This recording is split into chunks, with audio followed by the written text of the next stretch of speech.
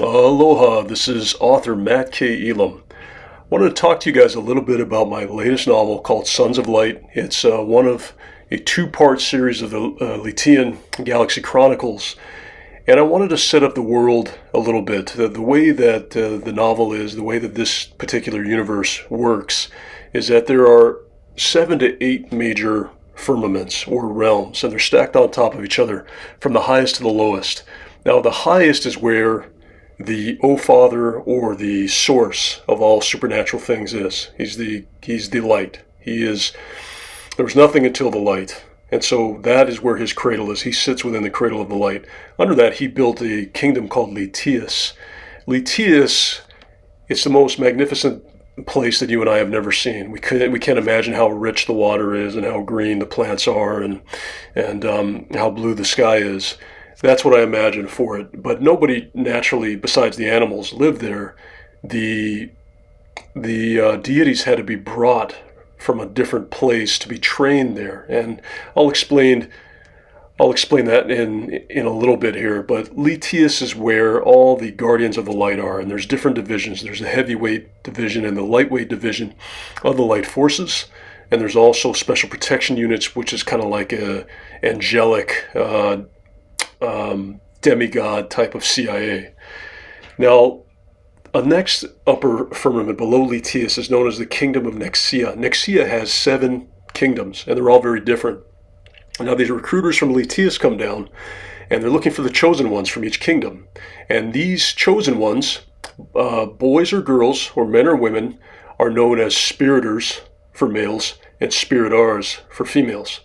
And the doctors will bring them up, and they'll go through candidate school, and most of them will make it, and they'll bring honor upon their kingdoms, and they'll protect the light. And you can read more about it in the novel. The next is a middle firmament known as Earth.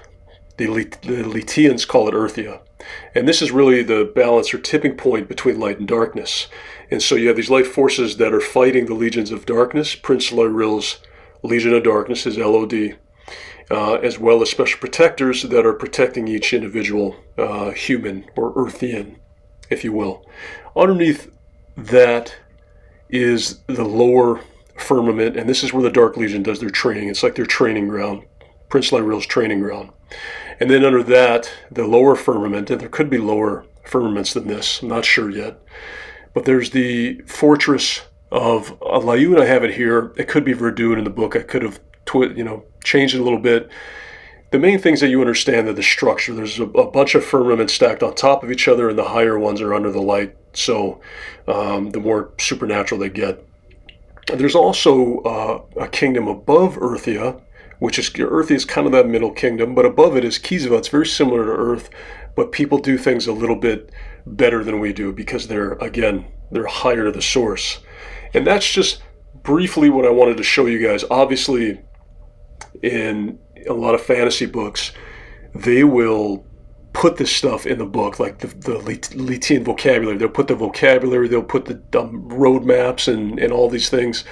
I don't like that. I like to keep the book pretty sparse because fantasy books are already pretty wordy. You have to stuff it anyway. I don't want to stuff it with more stuff. So if you nerd out about this stuff, you can watch this here and get a better sense when you read the book. All right, Matt K. Elam coming at you with another installment. And stay tuned, subscribe wherever you've seen this at. We're going to talk about more world building and vocabulary in the next coming installments. Take care. Bye-bye.